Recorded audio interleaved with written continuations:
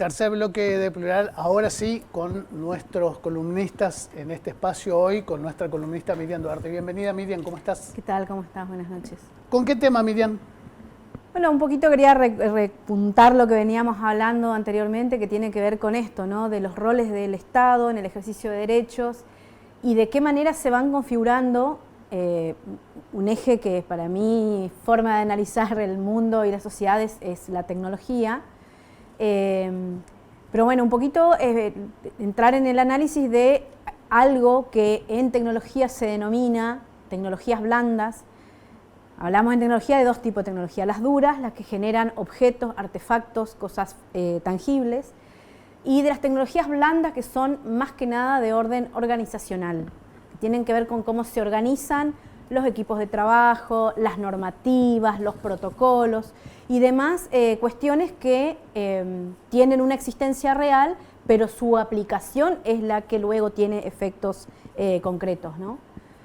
Me parece importante en esto hacer hincapié en que el avance en materia jurídica, en materia de protocolos, en materia de estándares, por ejemplo, normas que estandarizan ciertas prácticas, procesos, procedimientos y actividades, tienen que ver con hechos que se dan a lo largo de la historia y que hacen que partícipes, personas que son parte de esas prácticas, van notando como necesidades. Por ejemplo, un protocolo que tenga que ver con la asepsia en un quirófano es una cosa que se desarrolló en la medida que se fue avanzando en el conocimiento científico a partir del origen de las enfermedades, por ejemplo. En el origen de la medicina no se sabía que habían microorganismos que generaban enfermedades, entonces una práctica tan elemental como lavarse las manos no era una práctica habitual, ¿no? Hasta que se descubre por un famosísimo experimento de Pasteur la incidencia de los microorganismos en la generación de enfermedades, y a partir de ahí se empieza a lavar las manos la gente, ¿no? Una pavada como esa, pero que tiene que ver con cuestiones que modifican sustancialmente en forma concreta, aunque no sean objetos ni artefactos, modifican prácticas. De la misma manera pasa con las leyes, ¿no? La normativa, los protocolos, son cosas que van apareciendo a partir de que se detecta su necesidad. Unos ejemplos muy clásicos también en ese sentido tienen que ver con muchos protocolos que existen, por ejemplo, en la aviación, ¿no?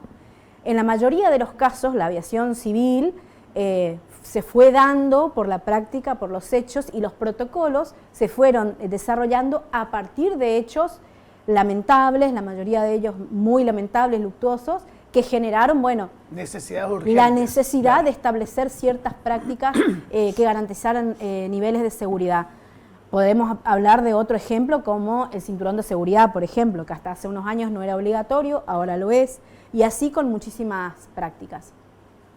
Acá siempre, por supuesto, para que toda esta evolución exista, está detrás el Estado, y en las distintas áreas de la actividad humana hay también sectores del Estado que monitorean, controlan, garantizan que esos protocolos en primera instancia existan y en segunda instancia se apliquen.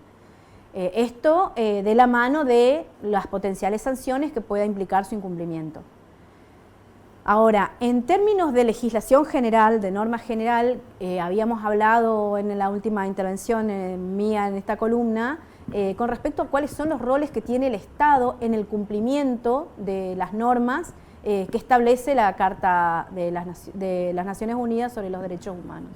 Hablamos también de esto, ¿no? De cómo en el transcurso del tiempo se tienen que ir incorporando convenciones que den cuenta de cómo se opera, digamos, el cumplimiento y el respeto de estas normas de derechos humanos para colectivos específicos.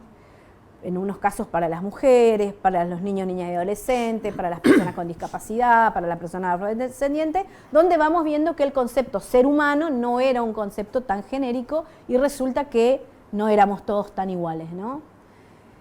Ahora, hacia mitad del siglo XX, que es cuando se firma esta carta, la mayor parte, o podríamos decir toda, pero no quiero pecar de exagerada, pero creo que toda, la normativa que iban desarrollando los estados nacionales tenían que ver con un carácter punitivo, es decir, cuáles son aquellas conductas humanas que están sancionadas, que se sancionan de manera legal, con múltiples tipos de sanciones. La más conocida es la sanción penal, que es ir preso, por ejemplo. A partir de la firma de esta última Carta de los Derechos Humanos, que también es importante decir que hubieron anteriores, ¿no? Durante la Revolución Francesa hubo una primera Carta de los Derechos del Hombre y del Ciudadano, que tenía ese carácter estrictamente. Cuando una mujer planteó hacer la Carta de la Mujer y la Ciudadana, le cortaron la cabeza. Así que los revolucionarios eran muy revolucionarios en un montón de cosas, pero en ese no eran tan revolucionarios. Bueno, en esta última carta, que se firma a mitad del siglo XX, desde su preámbulo, esta carta anuncia o compele, digamos, a los países firmantes, signatarios, la obligatoriedad y la necesidad de instruir, de capacitar, de dar a conocer en sus sociedades y a sus funcionarios por medio de la educación y el conocimiento. Esto hace que a partir de entonces se empezara a sancionar normativa que tiene otro carácter, que ya no es punitivo, se dice que es legislación positiva, que busca que las personas tengan un comportamiento mejor y no que no tengan comportamientos cuestionables, ¿no? Buscan un compromiso. Dice el primer artículo de la declaración, dice que los seres humanos somos libres e iguales, nacemos libres en dignidad y derechos, y dotados como estamos de razón, debemos comportarnos fraternalmente unos con otros. Estamos hablando de que el preámbulo ya plantea la importancia de la intervención del Estado en materia educativa y de conocimiento a su población y sus funcionarios, y tenemos este primer artículo que la verdad es que es una maravilla. Si pudiéramos cumplir ese artículo, creo que no necesitaríamos ningún otro. Nada más. Bueno, evidentemente esto no ha ocurrido así a lo largo de la historia, y le ha tomado a los estados muchísimo tiempo empezar a incorporar en su propia legislación nacional, a pesar de que los tratados y las convenciones internacionales tienen en la Argentina rango constitucional desde 1994, hubieron que hacer nuevas normas, legislar de manera, sobrecargar la norma, digamos, de nueva norma que otra vez ordena las distintas maneras que tenemos o que se crea o se impone el Estado de capacitar al ciudadano y a sus propios funcionarios en relación a distintos temas, pero fundamentalmente en materia de derechos humanos, que es lo que la Carta exige, ¿no?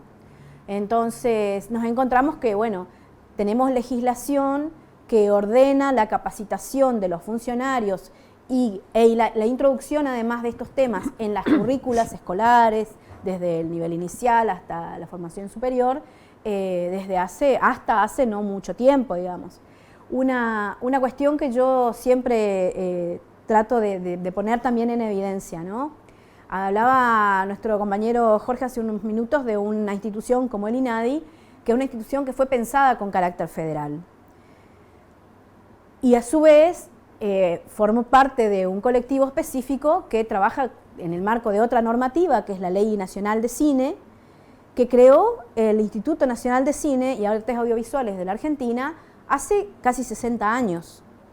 En ese transcurso, prácticamente el 95% de su historia, el destino de los recursos de todos los argentinos cada vez que pagamos un impuesto, cada vez que compramos un paquete de arroz, que se distribuyen de manera a nivel nacional y a partir de ahí a las provincias,